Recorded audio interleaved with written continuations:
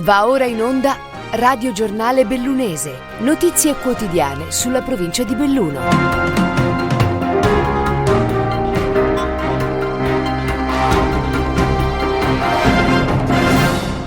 Benvenuti a un nuovo appuntamento con il Radio Giornale Bellunese, questi fatti che affronteremo nell'edizione di oggi di venerdì 23 settembre 2022. Incidente ieri pomeriggio a Pedavena, grave una levatrice caduta sbattendo la testa al suolo. La donna che lavora all'agriturismo Casera dei Boschi di Piana d'Avena stava riportando le proprie vacche in stalla quando uno degli animali le si è rivolto contro, colpendola e facendola cadere. Sul posto l'elicottero del SUEM, dopo un primo trasporto all'ospedale di Feltre, l'infortunata, le cui condizioni sono peggiorate, è stata trasferita d'urgenza alla neurochirurgia del Cafoncello di Treviso.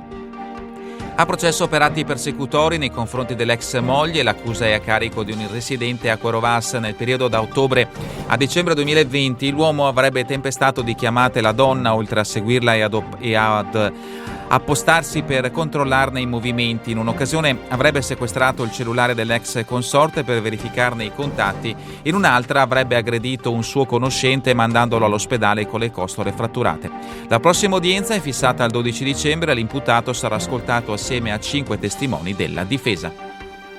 Torna a Belluno sabato 1 ottobre l'appuntamento con Sport in Piazza. Al mattino dalle 9 alle 13 spazio alle scuole, mentre al pomeriggio dalle 15 alle 17.30 i giovani potranno provare le diverse discipline accompagnati dalla famiglia.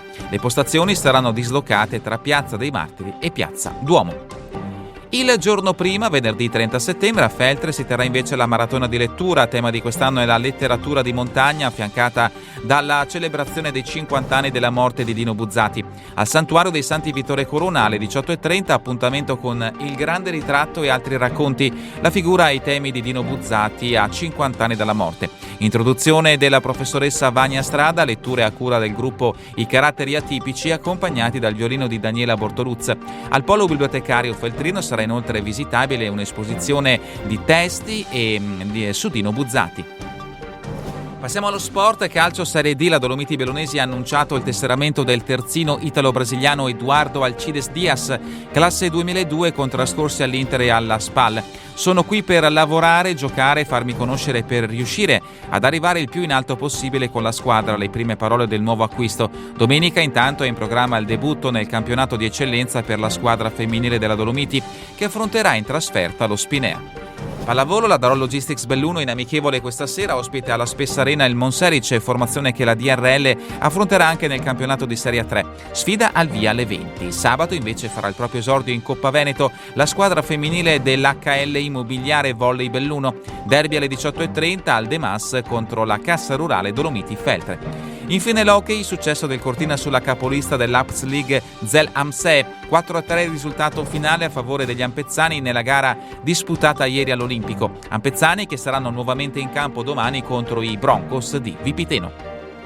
È davvero tutto per questa edizione del Radio Giornale Bellunese. Vi ricordo che le notizie sono tratte dai quotidiani newsinquota.it, il Gazzettino di Belluno, il Corriere delle Alpi e dal sito del settimanale L'Amico del Popolo. A voi tutti un buon proseguimento di giornata, in compagnia come sempre di Radio ABM, la web radio dell'Associazione Bellunesi nel Mondo. Avete ascoltato Radio Giornale Bellunese, notizie quotidiane sulla provincia di Belluno.